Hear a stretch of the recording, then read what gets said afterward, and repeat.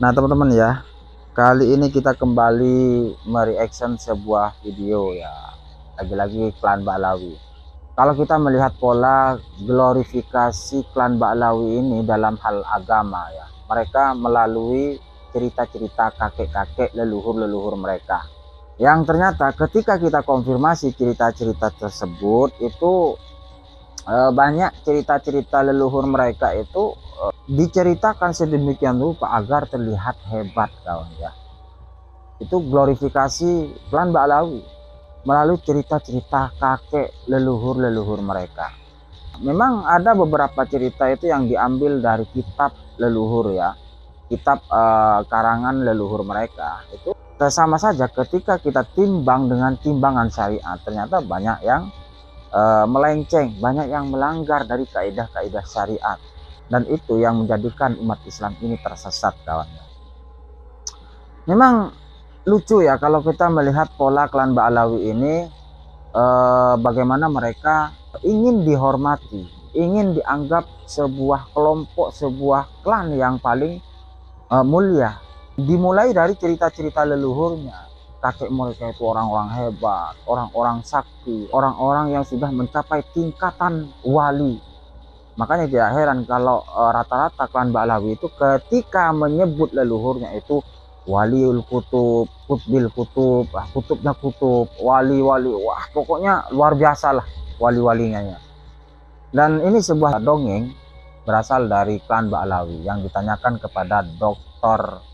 Zahra ya, terkait mereka klan Ba'lawi ini ingin dianggap hebat, padahal ini sebuah kebodohan. Oh ini masa Ba'lawi nih Ustadz. Ba'lawi di Yaman sholat isyaknya berkali-kali, bolehkah ini? Ya kayaknya ada video ya, pokoknya gini, orang top-topnya Ba'lawi di Yaman itu katanya kalau sholat isya bulan Ramadan ini berkali-kali, nanti sholat di sini sholat isya, kemudian tarawih di sana sholat isya, tarawih di sana lagi sholat isya, tarawih. Mohon maaf, itu bukan kehebatan tapi kebodohan, pasti tidak. Kalau iya ya dia bukan nggak alim, dan saya mohon maaf kalau dalam hal agama memang banyak mereka yang nggak alim. Yang alim pasti ada, tapi yang khurafat, yang halu itu banyak sekali. Kok sholat isya berkali-kali gimana? Kalau Nabi Shallallahu Alaihi Wasallam pernah memberi kesempatan orang sholat ngulang, itu begini ceritanya. Orang sholat berjamaah begini, wes mari, kemudian baru ada orang datang, lalu Nabi bersabda pada sahabat yang sudah sholat ini, siapa yang mau sedekah? Sedekah apa ya Rasulullah? Ini ada saudaramu belum sholat, tidak dapat imam, silakan kalau mau berjamaah dengan dia. Jadi ngulang sholat demi berjamaah. Betapa penting dan urgennya sholat berjamaah, sampai diberi kesempatan untuk mengulang, salah satu bukan semuanya, mengulang demi membantu saudaranya supaya bisa berjamaah. Hanya itu. Selain itu, kaidah yang sering saya sebutkan adalah al-asru fil amri la yaqtadi takrar. Pada dasarnya perintah itu tidak menuntut pengulangan. Sholat subuh hari ini bukan ulangan kemarin dan bukan ulangan besok, ya hari ini.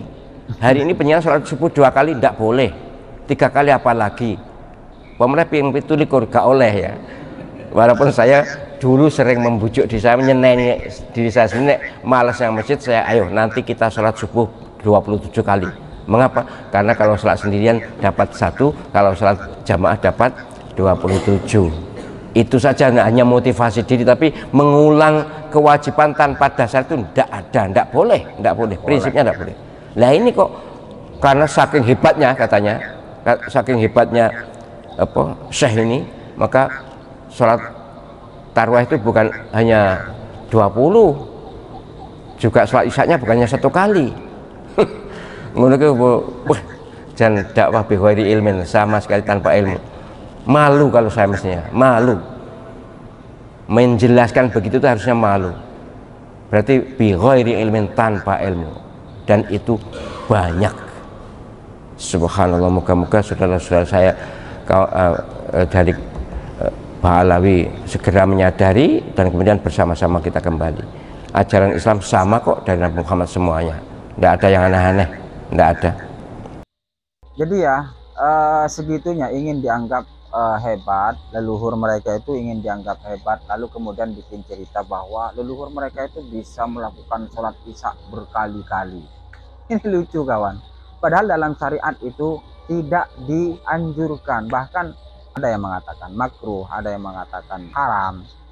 Ini kan lucu, mereka menganggap ini sebuah kehebatan dengan mengatakan leluhur mereka itu bisa hatam Al-Quran sekian ratus ribu kali dalam satu rakaat, bisa menghatamkan Al-Quran sekali duduk sekian ribu hataman.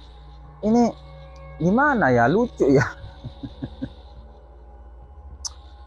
Ya, nah di sini sudah dijelaskan ya bahwa wattafaqo Ahmad bin Hanbal wa Ishaq bin Rahawiyah ala anna makna qauli Rasulillah sallallahu alaihi wasallam la tasilu salatan fi yaumin marratain. Jangan kalian sholat berkali-kali dalam satu waktu. Contohnya sholat isya tidak boleh dilakukan berkali-kali. Ini sudah syariatnya seperti ini. Jadi jangan menganggap hebat karena bisa melakukan sholat isya berkali-kali. Padahal di sana ketetapan syariatnya tidak ada.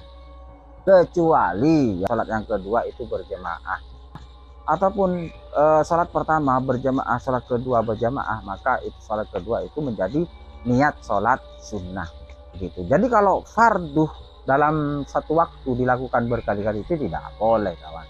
Makanya ini bukan sebuah kehebatan tapi sebuah kebodohan. Ini sangat lucu sekali ya. Habib Ali itu menteri keuangannya. Saya asal ke Solo nggak pernah dia keluar duit.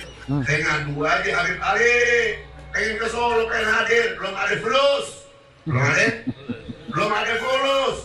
Saya belum pernah kalau ke Solo itu keluar duit ya.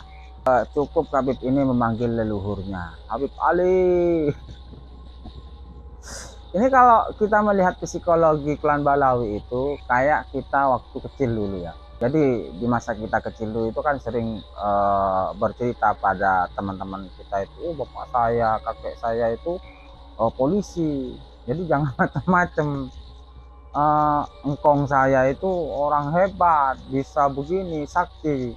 Jadi ingin kelihatan hebat gitu. Itu kan psikologinya anak-anak. Nah, jadi klan Ba'alawi ini kita melihat untuk mendapatkan kemuliaan ya dengan gaya-gaya anak-anak seperti itu, dengan gaya bocil yang mengandalkan ayahnya, mengandalkan kakeknya, kehebatan ayahnya, kehebatan kakeknya. Kakek saya begini, kayak kakek saya seorang ini. Jadi kesimpulan saya, klan Ba'alawi itu mempunyai pola dan gaya bocil di dalam beragama. Maka jelas sekali bahwa hal ini jauh dari sebuah kedalaman ilmu. Yang kita lihat mereka hanya mengandalkan leluhur, kakeknya, cerita-cerita yang diglorifikasi, sesuatu yang biasa-biasa itu diceritakan tampak luar biasa, tampak hebat. Aduh, gimana ya? Ba'alawi itu bocil lah. Dalam segi agama Ba'alawi itu bocil. Jadi kalau kita bandingkan dengan kiai-kiai kita, ulama-ulama kita itu sangat jauh sekali. Sangat jauh sekali. Karena Ba'alawi itu ya bocil.